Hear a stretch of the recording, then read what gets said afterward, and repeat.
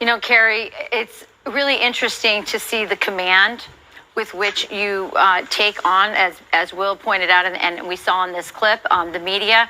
I think you've become. I've always thought that feminism was odd that it was in the hands of liberals, and that this new wave of feminism is really conservative women like yourself who are leading the way at this moment where even the idea of what is a woman is being called into question. And I want to play a clip because I think so many women are looking up to you and seeing what you're doing, seeing what you're standing for in terms of life and family and children and the fentanyl issues and everything else. Here's a moment from your campaign, unscripted, and the kind of impact you're having on little girls. Take a look. Hi, look at that sweet baby back there. She's waving. I like you because you take care of babies. I do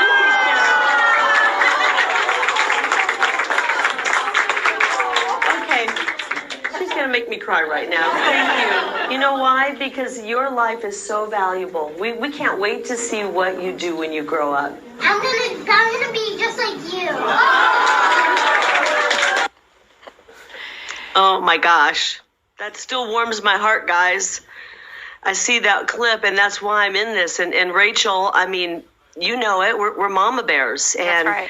Once you trigger a mama bear, because you start to go after and threaten her baby cubs, you have awoken a force to be reckoned with. And the mama bears in this country are wide awake, and they are activated, and I don't know if I can say it, but they're pissed off. And they are going to protect their babies. There is something inside of us as parents, and I know that Pete and Will, you guys know what I'm talking about. You've probably seen videos before. If a child gets run over by a car, you've seen a dad use superhuman strength to lift the car, or a mom, and you go, where did that strength come from? That is that inner source of strength that you have as a parent to protect your child. And the left has triggered us.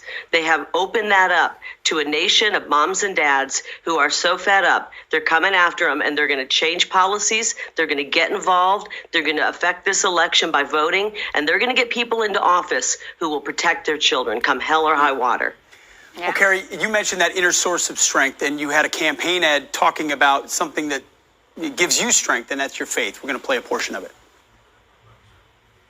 I remember sitting at my desk in my office, and I just was praying to God about it. And I took the Bible and I just opened it up. 1 Timothy chapter 6, verse 7. You bring nothing into this world, and you take nothing out of this world. And I remember getting the message loud and clear. Okay, message received, God. I got it. You want me to go? And right then and there, I decided I'm leaving my career. The role of faith, what is that in your campaign and in this effort? Oh, everything. I have to say, God has been behind this campaign since the beginning. I believe he gave me the courage to walk away from my job. And that moment in my bio, which is you can find it on our social media or on our website, talked about that last part of me that was like afraid to walk away from a big, comfortable paycheck. And that moment where I opened the Bible, and that was the verse that was staring back at me. God has been such a huge power, and I completely handed my life over to God. 100%, not 50%, not 75%, 100%. And when you do that, it is truly amazing where God will take you.